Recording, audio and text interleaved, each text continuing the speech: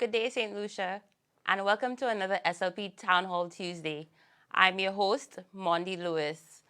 Today, we saw the government, another Maddie Poiti, borrow almost $80 million, another debt burden on young St. Lucians. And again, like I posted today on Facebook, that $80 million will be repaid within 40 years. At that time, the Prime Minister will be 101 years old. How old will you be? These are things to consider. Just a lot of excessive borrowing, $584 million in the name of COVID-19 relief. Have you received any of those funds? Have you been relieved from any of your financial burdens, any of your obligations? St. Lucia has a lot of things to look at. And again, if you missed the debate, you can find it on our Vote SLP page on YouTube to again see the highlights of what was said or what was demanded by opposition members on your behalf. But anyway, let's get right into our show for this evening. I have with me the former Minister for Agriculture, Mr. Ignatius Zhe, and former Minister for Education, Dr. Robert Lewis. Good evening, gentlemen, and welcome to SLP Town Hall Tuesday. Hi, good evening, Mondi. Good evening, Dr. Lewis. Pleasure to be here. Good evening, Mondi. Good evening to you, Ignatius, and good evening to all those who are viewing also. Great. So yesterday, St. Lucia celebrated 42 years of independence. And today we're going to talk about governance 42 years later. And, I think the two of you are very great guests tonight because you have been in government. You can speak to us about issues of governance. You have been cabinet ministers. Dr. Lewis, you've been an opposition member also. So you can tell us about, some of the trials outside of the government machinery. But first, let's take a clip. Honorable Philip J. Pierre presented his independence address to the nation on the 21st of February. So let's catch this first clip when he speaks about the challenges of governance.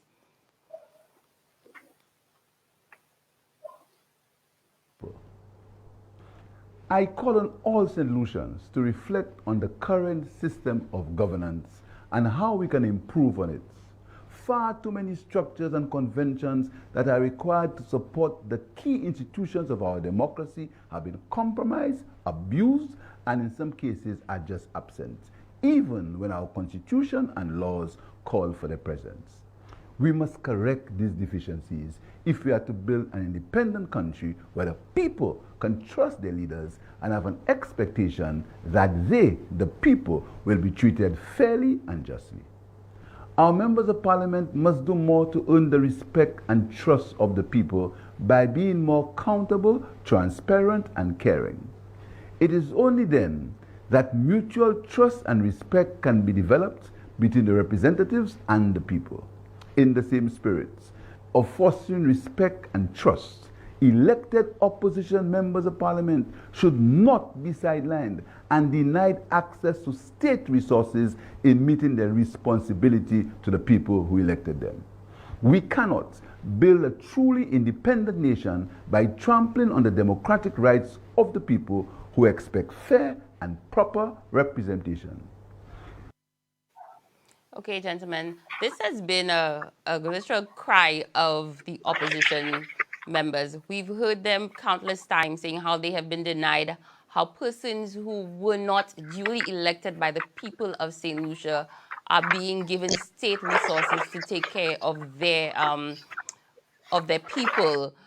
Dr. Lewis, since you were both an opposition member and a cabinet minister, could you reflect on how, the difference between in government and opposition, and how, as an opposition MP, that you probably, suffered at the hands of the government? Thanks, Mondi, for this. I think I had a wonderful, a good balance of experience in my 10 years in Parliament. Having gone into elected politics in the first 5 years, I served as an MP in the opposition, and I thought that worked well because it allowed me to see what it means to be in opposition and to see a government withhold from the people of Castro South what was due to them. Now, I don't think, quite honestly, there must be a morality in the politics that if people have elected you as an MP, you ought to be given resources that you can use to take care of some of the problems. You're not able to take care of everything. And it is so hard when, especially somebody who ran against you, and then you in opposition, they lost, but they ran against you and they become a cabinet minister. And then they use the resources of the state against you. I think Minister Pierre, Honorable Philip J. Pierre, will have the perfect opportunity. He'll be the prime minister after the next general election, and he can change that considerably. You don't even need any constitutional change to make these things happen. Simply, one of the things, the easiest way it can be done to allow people who have been elected by people to serve them, and we'd spoken about it while I was in opposition as a Labour Party, is to at least allocate a certain sum to every constituency office. For example, you may decide, just like every other government agency, whether it is the Social Development Fund, you allocate, let's say, $1 million to every constituency. And you don't give it to the parliamentarian. It's gone through the parliamentary office the same way the $60,000, which is currently being allocated to them to take care of rental space, to take care of utilities and the salary of staff. You can have an allocation made in the name of a constituency through the parliamentary office, and the member of parliament can draw from it with the necessary paperwork, the necessary procedures the same way. I just think Honorable Philip J. Pierre will have a perfect opportunity to break away from his predecessors' practices to say, look, we've been complaining about MPs not having access, so I want to make a difference. And just quickly to say, yeah, when you're in cabinet, it's a lot easier.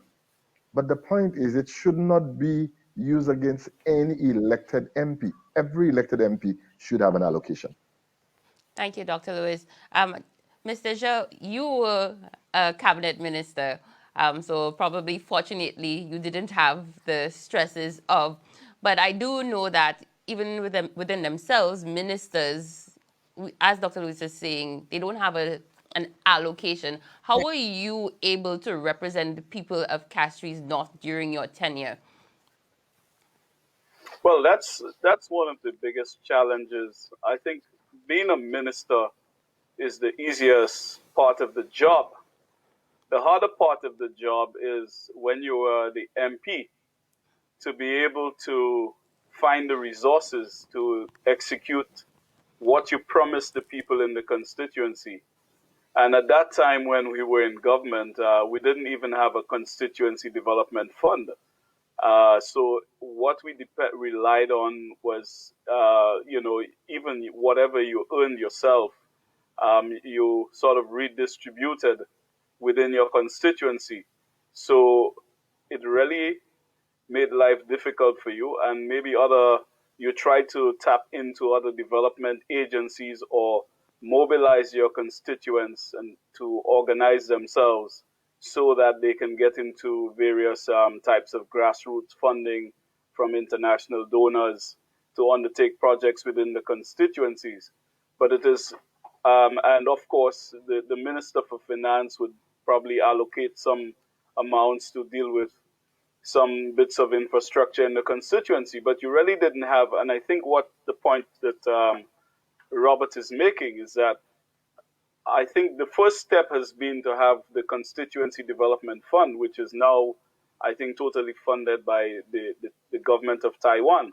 But even with that now, in the current era, we have seen the breach of the protocols, and that has been blatantly said on television by ministers in government of how those funds are allocated, and in fact who they've put in political operatives to manage the fund, so that you still as the MP do not have any direct controls over the allocation of those resources and to execute projects in your constituency. And that ought not to be, because elected members are the representatives of the people in Parliament. Yes, Mr. Chair. And again, it would raise questions of accountability. You know, how is it that people who were not elected by the people of St. Lucia get to use state resources to essentially fund projects within the communities? And again, we're talking about governance and the issues and challenges that we've had as a people with governance. And you see the Prime Minister perpetuating this when he said that, you know, you lost the election, so you've lost your voice to speak, your right to speak. And I just think it's absurd, because that's not how democracies work. Any of you remember that Yeah. quote from him, Dr. Lewis? Well, what I mean, in the same vein that we go in, and I agree with former Minister Jean. Here you talking about where even when you're in cabinet, you don't have the resources at your fingertips, and it's really ought not to be that you are the whims and fancy of only a minister for finance. My view is we must do things properly. People elect you as the MP. Each one of these 17 men and women in the House of Assembly, they all have one seat. Nobody is more powerful when you're in the House of Assembly. There should not be anybody more powerful than the other person, because that's what the Parliament is. But just to go down the vein you were talking, Monday, we've seen the Labour Party in government. We've seen the United Workers' Party in government. It is clearly an abuse of state resources. I don't remember, and I'm being quite honest with you, not because I'm a St. Lucia Labour Party member, but I don't remember. I never put any resources of the state, let's say laptops, in the hand of a losing candidate. That was not happening under my watch. Neither did I give any losing member or a candidate for the Labour Party bursaries, because the rightful people ought to be those who are elected. It's not when you starve members of resources that you're going to prevent them from winning. History has shown us. Look, I was in opposition in 2006 to 2011, and I actually used that every time the government, without me, wanted to do something in Castro South, and the people knew I was right. And I said, for your roads to be fixed. I'm asking for this to be done. And the more you try to frustrate the MPs on the opposition side, whether it's the Labour Party or the EWP, at the elections, the people don't forget. They make you pay for it. So we have seen it before, and all we're saying is we should use state mechanisms and proper mechanisms to ensure it doesn't happen beginning after the next election. Indeed. St. Lucia, this was our first segment of SLP Town Hall Tuesday. We're due for a break, but please stay with us and we'll be right back.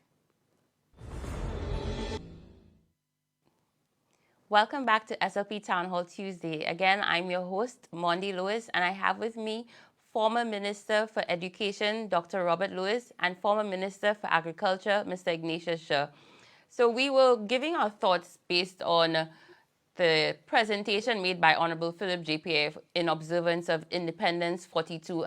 And I must say, this was one, I think, of his best moments. You could see that he is ready to be the Prime Minister of St. Lucia, and just the clarity of thought that came out in terms of our governance and bringing back good governance to St. Lucia. I mean, we remember the days when we were the best in the OECS and in the region, and I just think we've fallen so far behind that we just need to get back on track, get St. Lucia, you know, back to fair Helen days.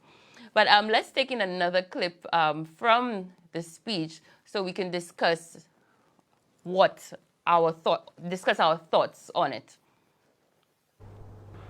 I call on all St. Lucians to reflect on the current system of governance and how we can improve on it. Far too many structures and conventions that are required to support the key institutions of our democracy have been compromised, abused, and in some cases are just absent, even when our constitution and laws call for their presence. We must correct these deficiencies if we are to build an independent country where the people can trust their leaders and have an expectation that they, the people, will be treated fairly and justly. Our members of parliament must do more to earn the respect and trust of the people by being more accountable, transparent, and caring. It is only then that mutual trust and respect can be developed between the representatives and the people. In the same spirit of fostering respect and trust, elected opposition members of parliament should not be sidelined and denied access to state resources in meeting their responsibility to the people who elected them. We cannot build a truly independent nation by trampling on the democratic rights of the people who expect fair and proper representation. Yes. So we're hearing a lot of things. We're hearing things like the Integrity Commission. Probably, again, it seems that a lot of St. Lucians are unaware of the institutions within the country. But gentlemen, maybe let's start with you, Mr. Zhou. Could you tell us about the Integrity Commission? Because you would have had to deal with them as a minister. Yeah, in fact, I recall it was under when we were in government that the Kenny Anthony-led administration enacted the Integrity Commission Act, or the Integrity in Public Life Act. And I remember once attending a Transparency International conference, I think was hosted at the Western House in the UK. And I was very proud that St. Lucia, a small island among the other Commonwealth nations, had already passed such legislation. In fact, when I returned to St. Lucia, I was able to share the legislation, that act, with some colleagues in some other jurisdictions who were then thinking about doing so. But I still believe that, of course, the act as it is, it has certain guidelines.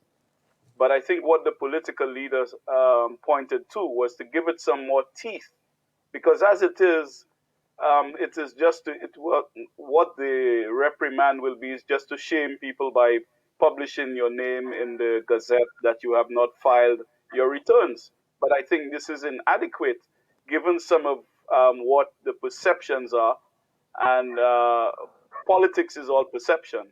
And we have to be able to drill down further so that the commissioners, and in establishing the commission, it doesn't mean you just have to get people from churches and so on. You have to get, and I'm not knocking the commission, but I'm saying it perhaps has to be broadened even further, where you have certain professionals with a tax accounting background and that sort of thing to be able to do the audits and to do the checks and balances, so as to bring the controls, and it must have the teeth to be able, that people know that if they breach, that they will be brought before the law.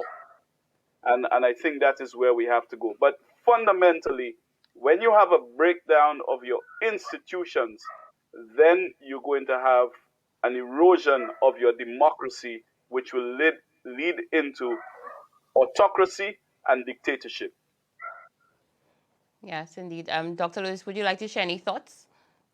Well, I was listening to the clip and I'd heard it before, what Honorable Philip J.P. said. But I just want to add, before I say something on what Mr. Jean just said, when you talk about trust, trust has three components. One, to trust, there must be competence. Competence has to be involved. To trust, there must be honesty. And to trust, there must be reliability. Now, what you have to look at each politician and you ask, looking at some of the men who run our country today, can you trust them?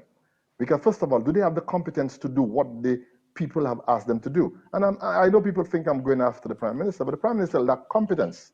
He does not, and he doesn't know when he should use those around him, because as any professional, what you must do is you must give way or defer to those who know something about what you're talking about. So in law, if you're not a legally trained person, you defer to those who know law. So that is in terms of competence. And competence also has to do with knowing when you don't know something, so you can go to somebody around you and say, could you inform me of what's happening here? And the honesty is a big issue, and they're not reliable. So I just wanted to address that, because until we get men and women who can do these three things, there will be no trust. Now, in terms of the legislation and what Mr. Jean was talking about, he's so right.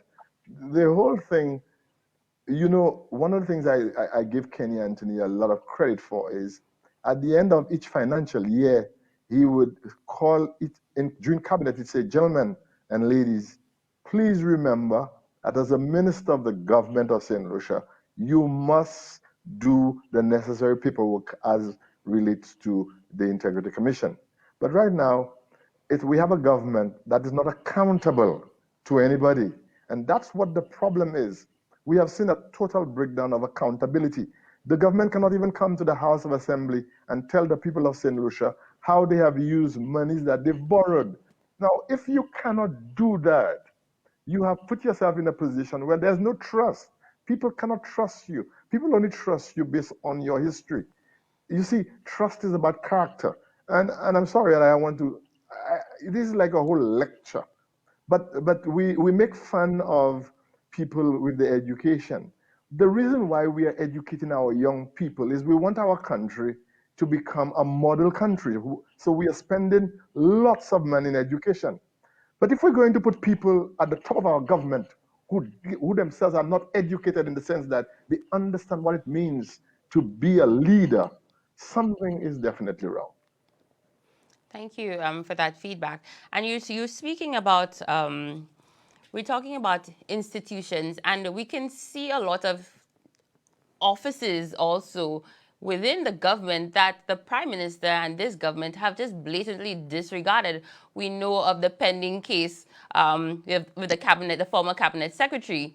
We know what happened to the former Attorney General, Kim St. Rose. We have a number of blatant disregard for institutions, for offices that form government, and this Prime Minister keeps testing and testing, and we're in court. We're in court now. Today we heard of him speaking about the issue of the Deputy Speaker. I mean, Dr. Liz, I know we were chatting early, but what was your reaction to what the Prime Minister said re the Deputy Speaker? Yeah, very quickly, because I want Ignatius to come in on that. But a few things for me is you mentioned civil society. You must have a civil society to run a country. So there's a group of lawyers, people who have studied law. There's an association. There are teachers' unions. There are different groups in our society that forms the society. And you govern with the idea that you can bring all these people to the table. Because what you're looking for in government is consensus. And that is not about because you are prime minister or minister for whatever. You want consensus about those who have been governed. Now, with regard to what you asked me, the prime minister, that was so depressing. The convention is, after an election, there's going to be a sitting of the House. And the ruling party, the party that has the most seats in the House of Assembly, they are the ones who are going to be speaker. Now, nobody in the opposition would dare. It's not in the Constitution that says they must choose a speaker, but everybody knows the convention is that the leading party, the party with the most votes, with most seats, will choose a leader. And you allow that to happen. They choose their leader, and you abide by it. Plus, because they call the first meeting of the House, you need a deputy speaker. So the Prime Minister of St. Lucia, on July 12, 2016, he made sure he had a speaker. He made sure he had a deputy speaker in Honorable Sarah Flood-Beaubrun. And what did he do? Shortly after, following day, July 13th, 2016, because I've got the letter, I have the letter, and I'm not asking you, anybody, if that's true. I have a copy of that letter. He writes to the Governor General, and he asks the Governor General to to take out Ms. Bobra, to appoint Ms. Bobra as Minister of Foreign Affairs in the Ministry of Foreign Affairs. Now, what was this? What's the morality of that? What's the morality in in that?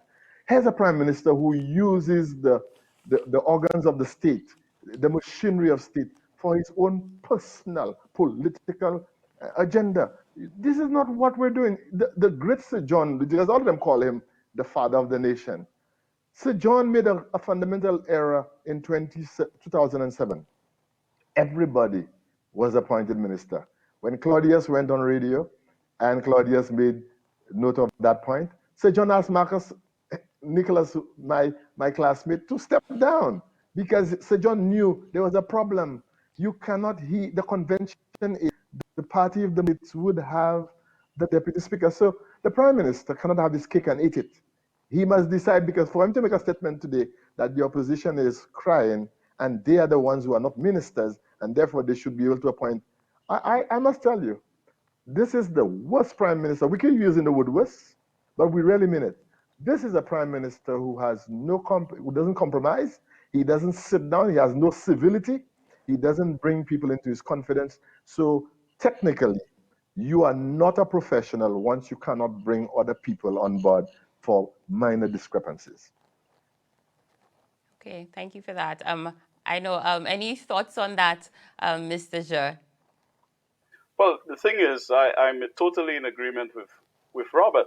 Power should be limited by institutions, and that's why we have institutions. There must be modesty, and I think this is what the character that Sir John demonstrated when once he had, I think it was 11 members elected, and he appointed all of them ministers and realized the error of his ways, and had that one of the ministers to resign so that he could take up the position of deputy speaker.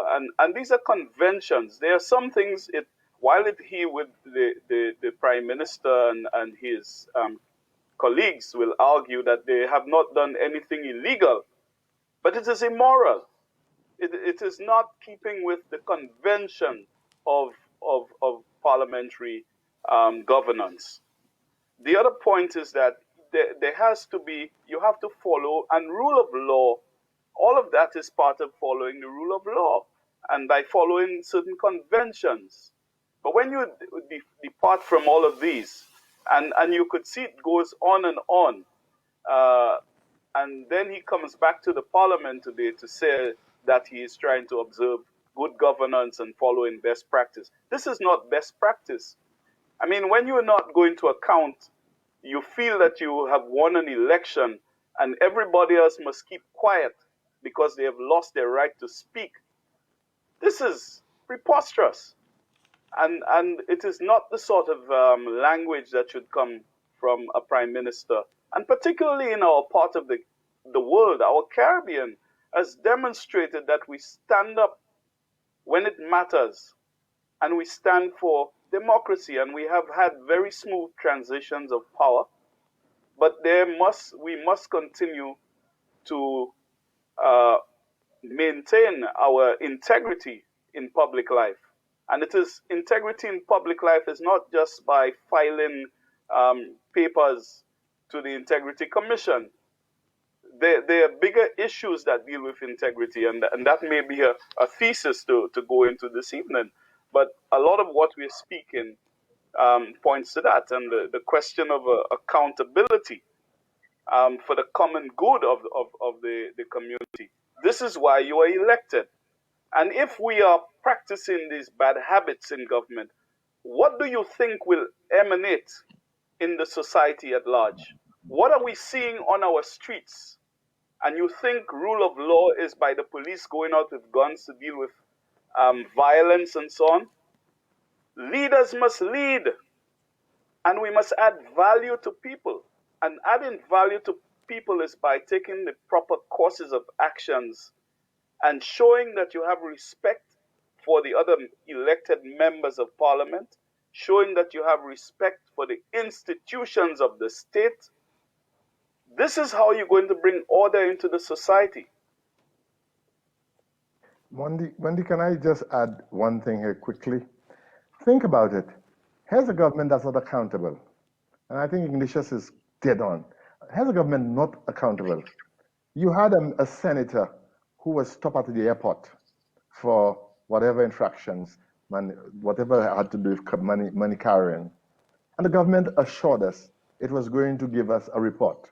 It is now almost 4 years, not one report. You had another minister resign for whatever reasons, no report. You had a Pajoa letter.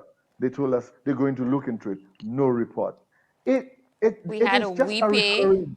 We Pay scandal, I was, yes, St. yes, yes. It, Jude's, the look, $1 million audit. No one, it still hasn't been tabled. Where is it? I think that's what we're saying. It's governance is not because the people put you in.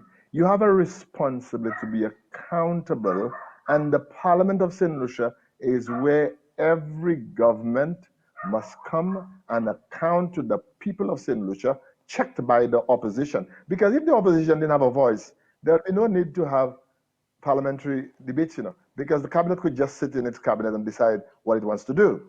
The reason why you have an opposition is because there are elected members in our democracy, because St. Lucia doesn't have a 17 not position. There are 6 members of the parliament who needs to be pushing the government to say, we have an alternative plan. And I'll tell you what, Mondi, again under the Kenny Anthony administration, when it was 16-1, it was the late Honorable Louis George was the only sitting member in the opposition. But yet, Dr. Anthony, as Prime Minister, had tremendous respect for the leader of the opposition, and he was consulted. And he was given enough time in the parliament to speak. There was in the term that I was in office, it was 14-3. And of course, there was the consultation with the members opposite, the 3 members. There was constant dialogue and respect for the members opposite. They were given their constituencies, were given allocations similar to what happened with us. I mean, you have it again. If you go back to the more recent Labour Party in office under Kenny Anthony, again, even some of the members of cabinet would say perhaps the prime minister is taking better care of some of the opposite members than his own members. You have these kinds of banters in the house, but it is, after all, we are looking after the people of St. Lucia. That is what we are elected for. You cannot continue along those lines and expect to bring, when it's convenient to say you want unity and you want to have the country working together. See a lot of the challenges that we are faced right now with COVID. If you do not show that type of respect, what do you think? How do you think the public is going to interpret your actions? Are you credible? Will people follow you because you're not given the kind of leadership? And I think this is what the Honorable Philip J. Pierre said in his address, that he wants to correct a lot of these wrongs and to make things right. And let us do it. It is not about winning by any means necessary. It is doing the right thing to take our country to the next level. Otherwise, we're going to remain in this quagmire forever and ever. Thank you, gentlemen.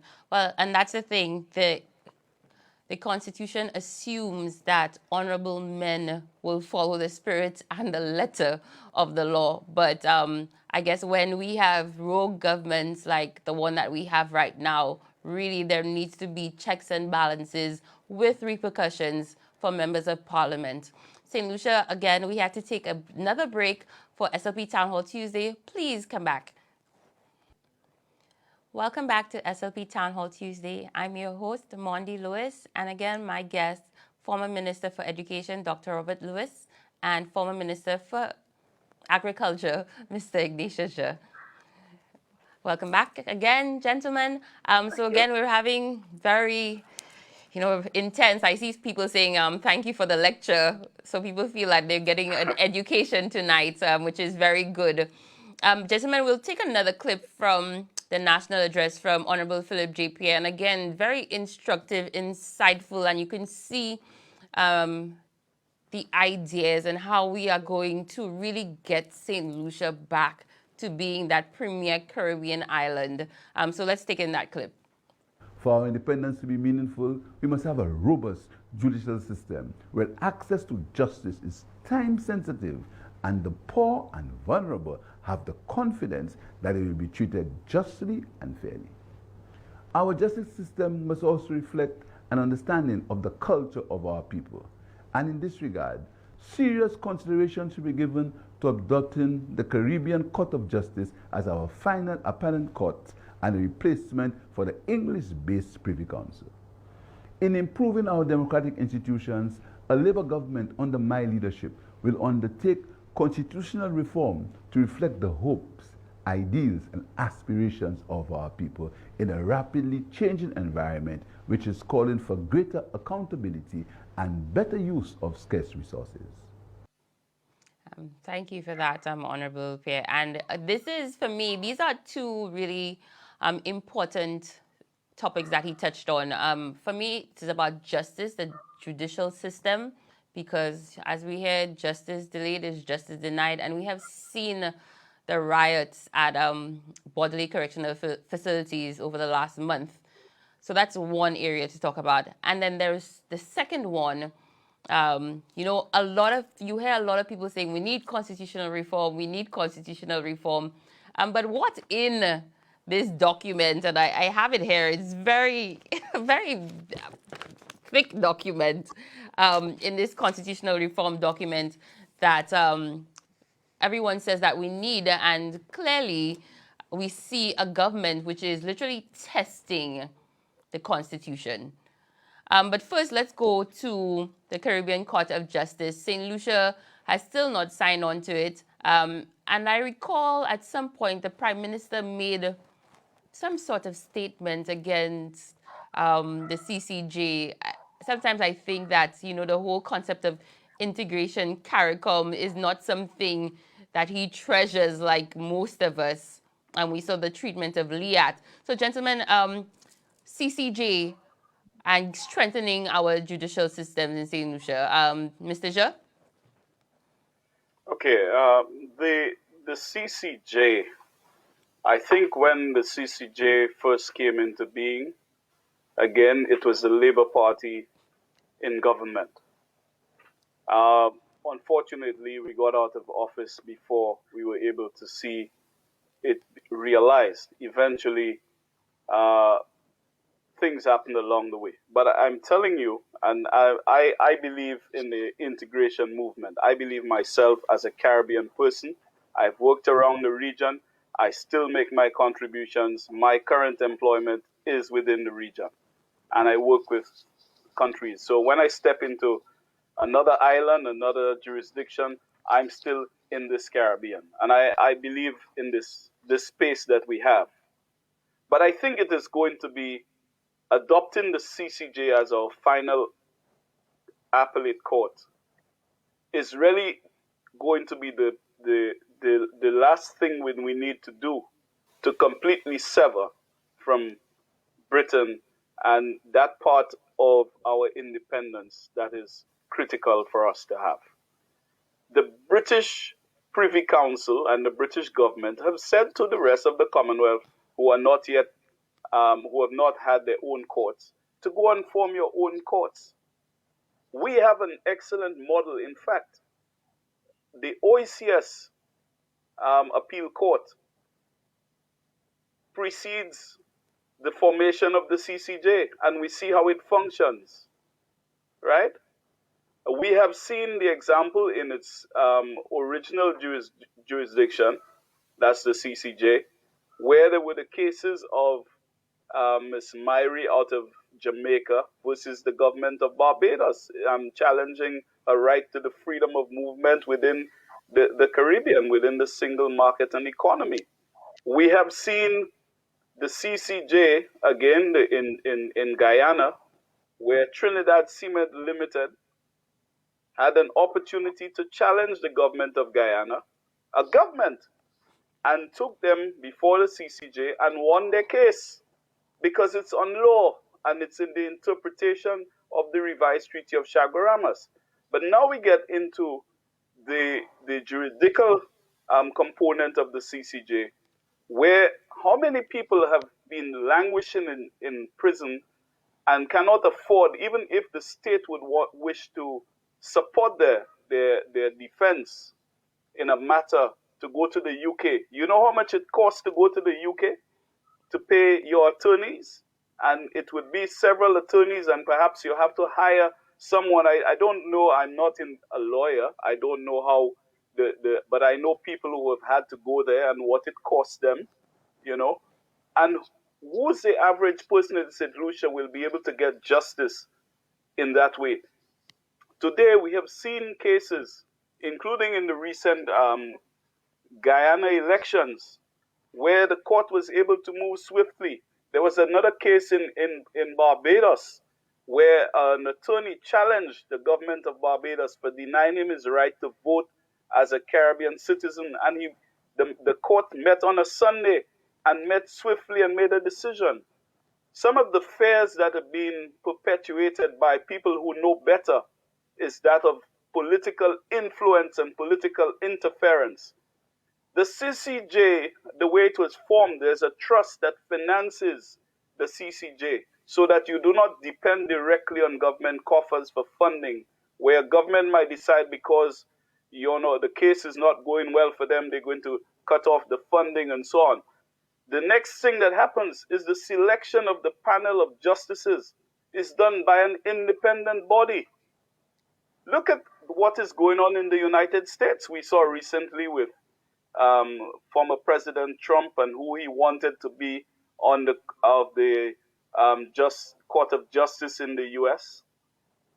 The justices go through processes of elections and they have their controls, but they're clearly on partisan lines when they're elected because they may favor certain positions. We have some of the best jurists you could find anywhere in the world, and we have justices who sit on the International Court of Justice, and they work in other parts of the world, in Africa, in the Pacific, and so on. So what is it? Why are we sending our bright young people to do law and they get onto the bench? Don't we trust our own sons and daughters? Do we have to rely on the mother country to still continue doing law for us? When we have proven, we have people who have written volumes of law that is recognized around the world. We can do it. And we have seen Barbados, we have seen Guyana, we have seen Dominica, Belize, right? Are members of the CCJ. I think I'm missing somebody else, But it is there for us to do. And it can be done. If we have the will, the 17 members of parliament can get together and say we are going to the CCJ. In fact, the Kenny Anthony administration, I think, had tested the matter in court to find out whether we needed a referendum to do that. And Prime Minister Skerrit, after that matter was brought and the judgment was given, he went straight ahead because he had a 2/3 majority and got it done and brought Dominica to the CCJ. I may be subject to correction. I think the legal luminaries must come on board with this matter and let's get it going. We must get our own court to finalize our total independence from Britain. Indeed. Dr. Lewis, any thoughts? Yeah, what can you say when Ignatius has put this thing so well? Seriously. The only thing I think I wanted to add, and Ignatius said it towards the end there, is that only about four of the territories, as he said, only about 4 of them have got onto the court. The court is established in Trinidad, and Trinidad itself is not a member of the court just yet. So it is really sad. And the only good thing, not that, I mean, and we've done excellent with terms of our judiciary system. It's, as he said, I think $100 million was put up by Trinidad and Tobago when that court was set up. And clearly, we have shown with our, as he rightly said, with our OECS Supreme Court, what can happen that we don't have political interference. The governments are not the ones who decide on who is going to be sitting on that court. So we have to reach the point where we begin to say our institutions as West Indian people, we can run them. We do not need, look at the University of the West Indies. University of the West Indies started as a constituent college of the University of London. But I mean, 70 years on, the University of the West Indies is an independent university. And up to last year, for the first time, the University of the West Indies was categorized as one of the top 500 universities in the world. So what we're doing is we're just shortchanging ourselves when we do not adhere to our own institutions, because your politics, your institutions must be defined as part of your culture. Look at Australia, Canada, New Zealand, countries that have bigger affinity to the UK. They no longer depend on the courts in the UK for the final jurisdiction. So we must, and we already have it, as Mr. Jean says, I think it would do us well for members of parliament if you don't really have to do a referendum, because if 2/3 of the men in the House, men and women in the House, come together and say, look, our people sent us here to represent, and it's about time we move our country to the CCJ. I think we will do ourselves a whole lot of good. Yes, and indeed, gentlemen. And, you know, we're talking about the CCJ, but even within the speech, Honorable Philip J. Pierce spoke about just even the courts and getting justice, a swift justice, because we heard and I think for me, it was really painful images coming out of the Borderley Correctional Facility that you are not sentenced yet, but you have spent 5 years on remand. Strengthening our court system so that people get due process and are able to live their lives, especially if they're innocent. I think it's something that any government should really look into, because your human rights, people's human rights, it could have been you, it could be me tomorrow, that, you know, we are wrongfully accused of a crime, and to be spending 5 years in jail, I think that's rough for anyone. But this is a commitment by the political leader. So we look forward to that. For too long, the Yeah, but courts. Mondi, we have to. One of the things about spending, and this isn't something you're going to hear from a lot of the legal fraternity and others who have been denied justice, because serving justice is not like you're going to cut ribbons and say you cannot go advertising that and said, well, I built 10 roads and 15 bridges and I built 5 hospitals and I built 5 schools for my wife and so on. You cannot see those things. So it doesn't have that kind of appeal for some people who are in government. So what we need to do is to make the commitment to have the allocations to provide the law courts. So you've heard the Chief Justice every year during the start of the law year screaming out to find ways, to find funding to run the court system. And it is terrible. And if the courts are not properly funded and you do not have the facilities to hold court, then do we expect to have justice?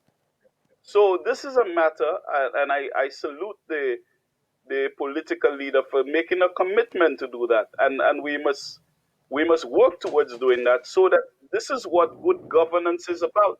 This is how you improve the quality of life, and this is how you improve the also the ease of doing business in the country, because everything is founded. The foundation of all business, any transaction you're going to do, is based on law.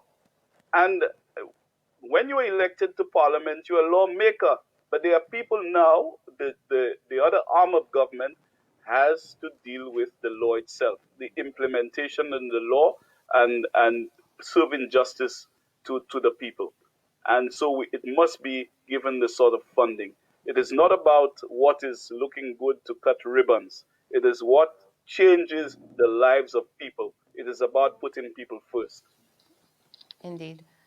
But we're talking about strong institutions, and I think for me that was it really stuck out in the speech by Honorable Philip J. Pierre, strengthening institutions, not just government institutions, but civil society. So he spoke about the St. Lucia National Trust, the Bar Association. And we've really seen a lot of these associations take a beating. But I want to tell St. Lucia, but these associations are necessary. Civil society is necessary to keep governments in check, whether it is a UWP government or an SLP government. They are necessary to educate, to petition, to just bring the issues that they represent to the forefront that sometimes politicians clearly neglect. Well, Monday, if you look, for example, if you can show me any serious civil society agent in this country that has not felt the wrath of this Yes. government, because what it tells you is the government does not recognize partners, because partnership, even the church, when you tell me the archbishop of this country has to apologize to a prime minister, why must the archbishop reach the stage that he has to apologize to a prime minister for any statement he makes? Because what we're doing is we're making it look like the politicians are the only ones who can speak. Look, I never saw Kenny Anthony ask any trade union leader to apologize to him. I mean, look, we had a standoff in a sense when Dr. Anthony agreed that the 5% was going to be taken off salaries. You had the same person who's the Minister for Health right now. She refused to come to the table. We were saying, let us have, as the Minister for Labor, let us have a discussion. Now, once you don't want to discuss, it is where the whole idea of governance breaks down. You see, being arrogant and think you have all the answers. To govern, you need civil society. And Minister Pierre and the St. Lucia Labour Party, the history of the St. Lucia Labour Party is clear. It has always invited civil society to make suggestions, to come with ideas, because even the teachers' unions, the workers' unions, they all have a role to play in our democracy. Indeed. I'll tell you just one more on that before you go on, Mondi. Is to do at one time I also served as Minister for Physical Development, Environment and Housing. And we too faced challenges with the National Trust, but we did not stop the funding for the National Trust. I also Amen. had the opportunity to serve on the DCA when you may recall I was the chair when there was the situation at Truya of a proposed hotel development, and the people were up in arms about protecting their beach, that it should not go that way, the type of development. And I think there was some over 3,000 signatures on a petition. Today, developments are taking place. And again, that's why I'm saying when you don't follow the conventions, the regulations, the rule of law, where if you're going to have a change of use in a particular area, you must post it in the Gazette, the official government publication. It must be posted conspicuously on the said property where the development is going to take place, so that the public becomes aware that there will be such development and they have an opportunity to raise objections if they so desire. But you cannot deny them of that. And when they speak up and they get to find out, because you go about doing it in surreptitious ways, you get disappointed and you keep spinning and spinning that these things are not going on when everybody can see your objective is only to satisfy the objective of winning elections and taking care of certain classes of people and to deny people of their rights. And you want to trample over civil society. This is bad practice. This is not good governance. And people must have a right to dissent in any democratic society. Thank you for that. Gentlemen and St. Lucia, we have to take another break, but we'll be right back with SLP Town Hall Tuesday. Well, welcome back to SLP Town Hall Tuesday. Again, I'm your host, Mondi Lewis, and my guest, Mr. Ignatius Shah, former Minister for Agriculture, and Dr. Robert Lewis, former Minister for Education. So, gentlemen, the last clip that we saw, so we've spoken about the CCJ going back for us to become a member, and that is something that Honorable Philip JPA has committed to when the St. Lucia Labour Party forms the next government. But he also spoke about constitutional reform, and we hear a lot from people about constitutional reform, and I think sometimes, especially during government, this government has really tested our constitution and they do not observe the spirit nor the letter of the law. And perhaps it is a time for us to take on some, if not all, suggestions from this very big document that I have right next to me. What are your thoughts? And again, it is a very long list of recommendations. Some require the two-thirds majority. Some are not even necessarily constitutional changes, but rather to just amend laws, add laws. What are your thoughts, gentlemen, on, let's take let me see, a controversial one, term limits.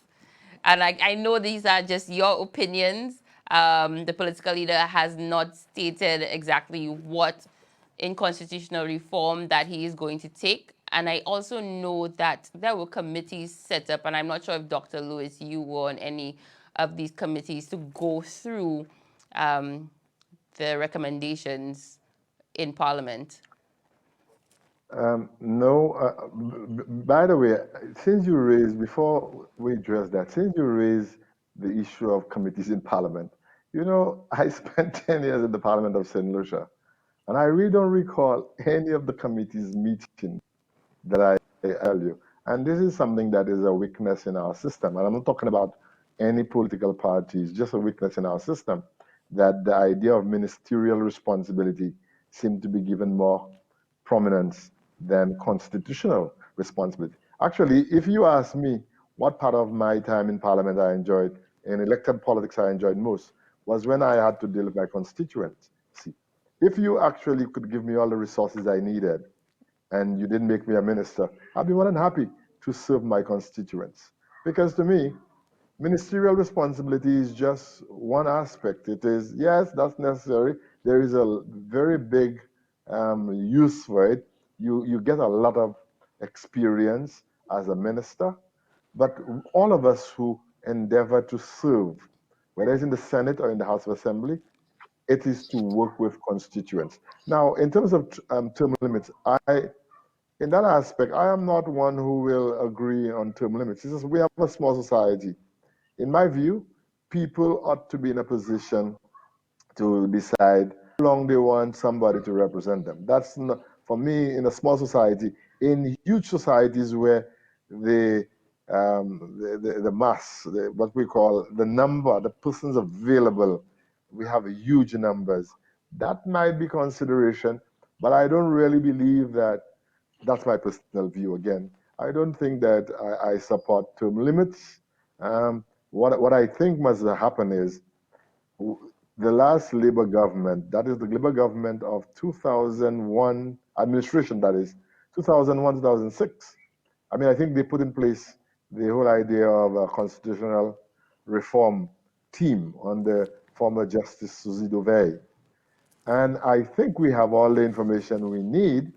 What I think the Parliament needs to do, and as Ignatius said earlier, we have enough persons in the field of law whom we could set up a committee, pay these persons, because right now you probably have a lot of lawyers who are looking for work. And I'm not saying that in any bad way, but we have people who can do that and put them in, make a panel, create a panel, a committee, and let them sort out from this constitutional review that was done a few years ago, and let them come back to us. Give them a year, because they don't need all this time. The work has been done. Let them come back. I think what is when we're in opposition, and I'm talking about that for politicians. Period. When our politicians are in opposition, it's a lot easier for them to tell you all these lovely things they're going to do. We must make sure when we get into government, we do the things that will benefit the people of the country. And I am one who believes, whether you're in opposition or in government, once people can trust you, they know that you are a man of your word, a woman of your word.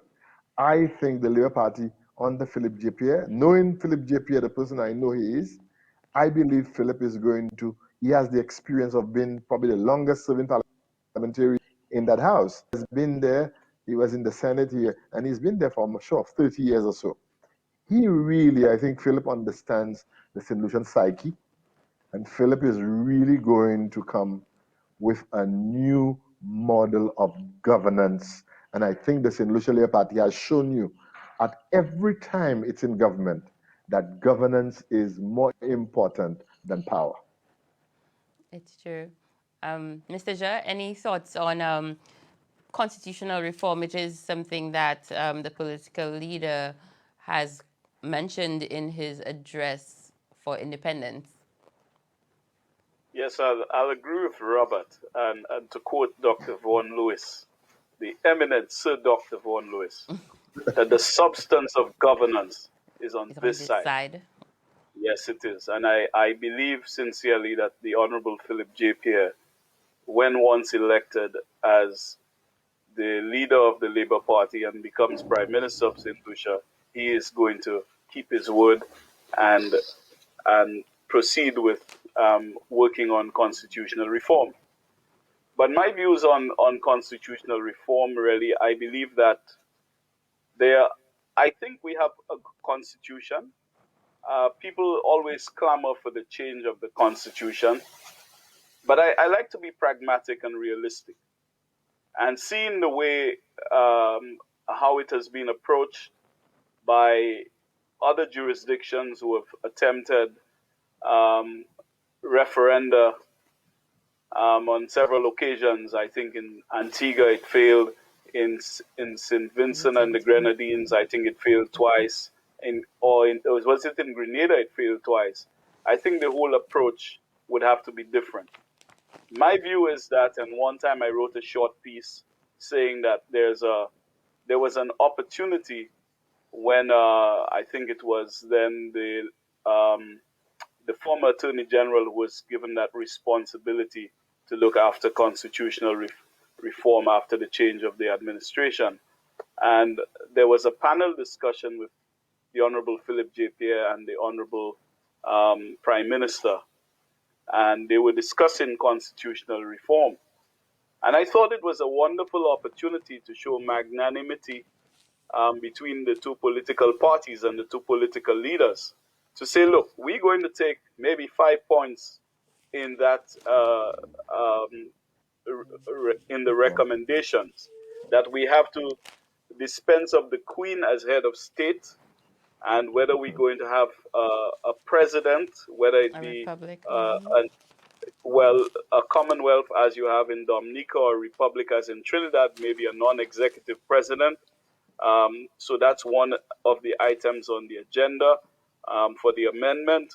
You will discuss the issue of a fixed date for general elections. And I think, again, that I may be subject to correction, but that not necessarily within the Constitution in terms of the timing of elections. It says 5 years, but in some jurisdictions, I know they have established separate elections acts. But because we want it to remain and that people don't interfere with it by just simply going to Parliament and make changes, I think it is one of these things we need to incorporate and put a fixed date for the general elections. I don't like this thing about people ringing a bell and, well, whether I should call it if I wake up tomorrow morning and if I feel like calling an election. This is the business of the people. It should not be subject to these manipulations by one person. I think it is not right. It is not good governance. I think we have gone past that stage, and the voices on the ground are asking for this to happen. So you know that you have 5 years to work, and when the time comes, this is 5 years, that's it. We're going to go to general elections. Then the question of the term limit, people are clamoring for that. Well, so be it. I think the Labour Party, when I was reading actually yesterday on Independence Day, some of the research about a red paper that the Labour Party presented um, as a counter to the green paper by the UWP in 1978, right? And the Labour Party was proposing for 3 terms, right? 3 5-year terms maximum for the Prime Minister, because the Labour Party had seen too much of Sir John Compton being in government forever. And there are hazards, I believe, when you remain in office for too long. So I believe in the change after there should be a term limit, whether it's 2 terms or 3 terms. I wouldn't decide on what it is, but I think we need to have that. And I think there was one more, but I think we can start, and incrementally we make some amendments, because if we have to go the route by trying to change everything, I believe what we have there, if we stick and adhere to the rule of law as it is written, then we don't have a problem. One of the other things that we have is the challenge. I think Robert raised it, was that to do with the committees of the House. Yes. Okay. Again, because of the sheer size of our parliament, we haven't had the luxuries of having the proper oversight committees, because essentially when you win 11 seats or you win 12 seats, you really go into parliament to report to yourself. So it's an incestuous type of relationship. So you don't have, in some larger parliaments where you have your own backbenchers, will be able to sit and chair some of these committees along with the opposition and have the scrutiny that you require in making law. I mean, we come to parliament with a piece of legislation. The speaker sends a notice to you tonight, and he says there's a sitting of the House tomorrow morning. And you remember some of the drastic legislation that was passed in November and so on. You don't even get time to study it. In other jurisdictions, you have people.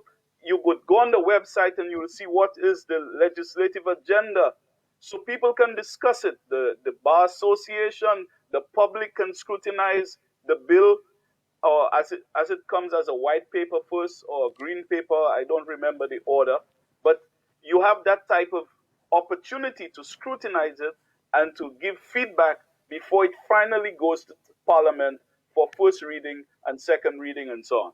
Okay, so we need to go that route. We need our Public Accounts Committee to function. And I think that is wherein lies maybe the need for additional seats in the House and the revision of the boundaries, which, again, the manipulations by the UWP in 2016 avoided that. And so now we heard the Prime Minister today giving another story about how he is so committed. 5 years later, when it was his party that challenged something, and someone who sat on the committee reneged on a decision and an agreement that they had made, and they challenged the matter in court to deny the process. And whereas you have a seat as Grosile that has over 20,000 electors, and ever since the time of the Honorable Mario Michel, including the current MP for Grosile, is not happy about having a constituency to manage that has over 20,000 voters. It's a nightmare. And then we need the additional seats in the parliament so that we can take care of having more scrutiny and helping to be on some of those committees. You need to have backbenches in parliament. But what has happened in our society today, people believe that once elected, that every member of parliament must become a minister. This is madness. I'll stop here for now. Well, you brought up two very important topics, and I wish we had time to go into it. And I really hope that we're not being too scholarly in our discussions, but this is very important discussion, and I wish more people participated in these sorts of debates, because the education, a lot of people don't know the Constitution. A lot of people don't know how our different sectors work, how the Ombudsman works, how the Integrity Commission works. I just think there's a lot of education to be had, and I don't know if I wasn't in the politics, if I would even know some of these things. You brought up, Mr. Jha, the issue of the committees, and the Public Finance Committee, for instance, a good one. Who goes through all the borrowing? Who does the checks and balances? Are our statutory organizations tabling reports in the parliament? How are they even being debated? I mean, just so many questions that I know that the 10 minutes we have left, we don't have time to go into it. But Dr. Lewis, any thoughts on, and I think you also raised it, the issues of committees in parliament? Yeah, for example, you mentioned the PAC, the Public Accounts Committee. Now, the convention is in the House. If you form a committee like the Public Account Committee, the convention had been that the leader of the opposition will be chair of that committee. However, what happens is because you don't have the majority in the House, they may put 5 people on that committee, and 3 of them come from the ruling government. So even when you are the leader of the opposition and The you chair chair it, of the committee. you have been overruled possibly by the 3 persons who are members of the ruling government. So you see, and for you in small states like ours, I think we need to divorce, quite honestly. I thought about it. We really have to begin, and that's part of the constitutional reform. We really need to divorce ministerial position from the parliamentary positions. Because if you pay, now that's the next thing, you know why people want to be ministers? Because they have The access to salary. government Yes. resources, the compensation, and rightly so. Compensation is different. Think about it.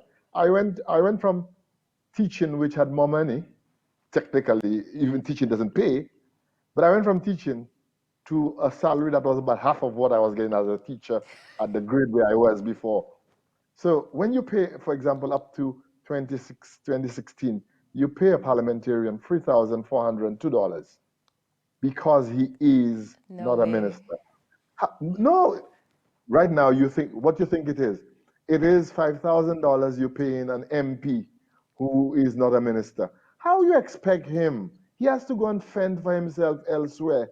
He has to find other things to do. I think people are really not thinking about. Sometimes they think the politicians make a lot of money. It's those who get involved in the corruption, who dip their hands in state resources, who probably bust. But those who want to be honest and those who have integrity to protect, when you're paying an MP in the opposition $5,000, you really believe that this keeps him when these same people who are well trained, they could possibly be somewhere else? Why do you think people don't come into the politics?